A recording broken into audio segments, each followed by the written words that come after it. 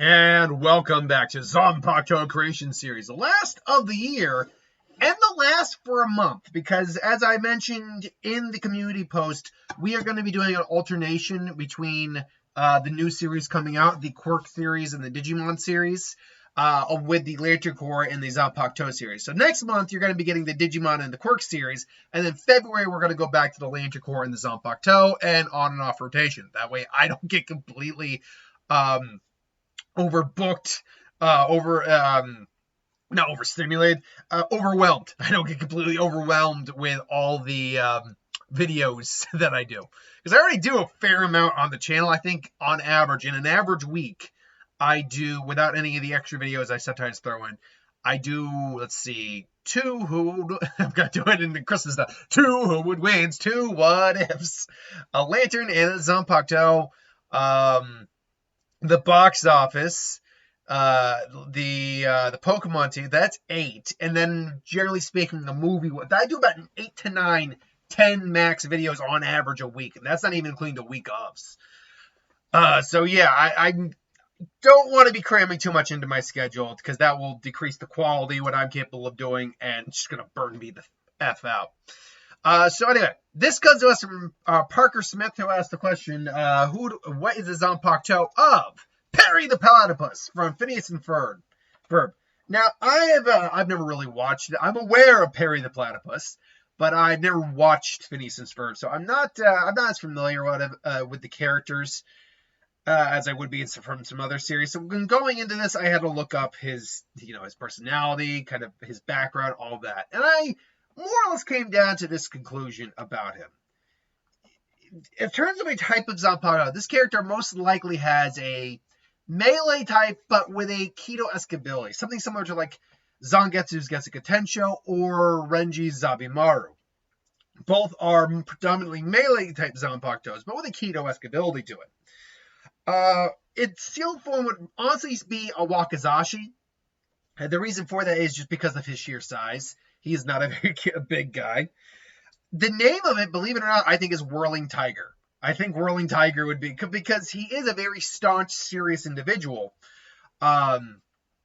with most of the time, who does care for his family, and the family that has adopted him. So, I think Whirling Tiger, I think the fact he has a tiger as his Zanpakuto it makes sense. And then the Bankai is Tiger Mother's Love, which, by the way, translates out roughly to Waringotora, which is basically what it is.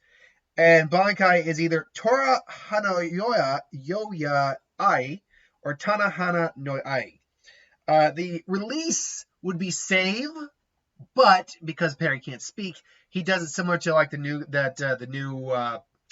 lieutenant of the 7th Division does it. He just kind of writes it on the blade. Its spirit would be the ever-powerful, all-majestic Tigerpuss. What is a Tigerpuss? Or a Platytiger? Yes, it is the fusion of a platypus and a tiger. This is because he is a platypus. Therefore, it most likely wouldn't be a human-type spirit. What the sword turns into is, in essence, a 2-section bow staff with 2 jutting blades out on the end of it. Not very long blades, maybe like a foot long each. So it's kind of like a double-ended spear. But the overall ability of the staff is to kind of turn into a giant pair of nunchucks, more or less. This is why it's predominantly a melee ability. You have to actually be you can't be goofy with, Michelangelo regardless, or Aside. You can't be too goofy with it because otherwise it won't work. And it's a giant pair of nunchucks. And it has the unpredictable nature of nunchucks. Just nunchucks with a blade on it. The Bankai, though, does have a slightly different form to it. It grows larger. The chain grows longer between the 2 sections. It can still attach into the staff, but when he detaches it, it actually is a much larger chain weapon that he can use in dual function. One end has a very large tiger's claw on it, while the other end has the head of a tiger on it, with the mouth gaping open.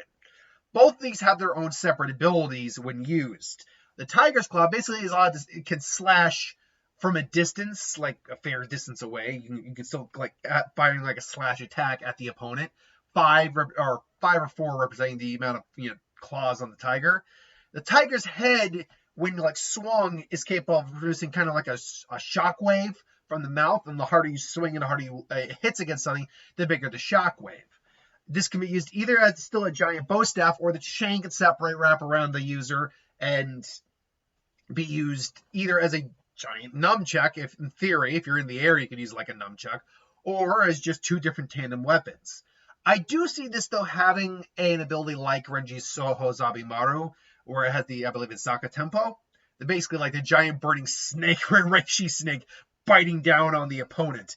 I could see something where that'd be like the final ability of the Zanpakuto, is staff connects, tiger's head and claw basically glow, and a giant ethereal tiger comes in and smashes down, bites, claws, whatever, on the opponent for one final attack before the Zanpakuto basically runs out of juice. So I can see that. I see that kind of as his Zanpakuto. The reason I see this is because the idea of a mother tiger is very protective. I mean, and a mother anything is very protective. I could have gone a mother bear, or I could have even gone a platypus. But I like the idea of a mother tiger being, the protective one, just because, he is a serious, staunch individual who, will get his target no matter what. And a tiger is very similar to that. I also think it's just funny that the juxtaposed of a platypus in this case would be a tiger. But beyond that, though, there would obviously be weaknesses. Not a very capable long-range weapon. It's got maybe 1 long-range attack, 1 mid-range attack. Not even. It's got, at best, it's a low mid-range weapon. In Bankai, it does gain a little bit of range and range abilities. Also, if you're to swing the Bankai hard enough, like twirl the effect of it around, you could theoretically create a gust of wind, although that would take a lot of effort. But it's still a basic melee weapon in its Shikai and its Bankai. It's got some capabilities, but they are capabilities that involve the movement of the weapon. You can't just fire an attack from this sword or this weapon without actually having movement. If you are stuck, like frozen solid, say by Hitsugaya, you're not going to be able to do anything. Furthermore, obviously, Reiatsu. But beyond that, I think it'd be a capable Zanpakuto, but not a supremely powerful one. Still, it'd be a Zanpakuto I think fits this type of character. Ultimately, though, this is just my thoughts. Let me know in the comments below what you think. Until then, I'll see you for the next one. Like, comment, share, subscribe. I'll see you later.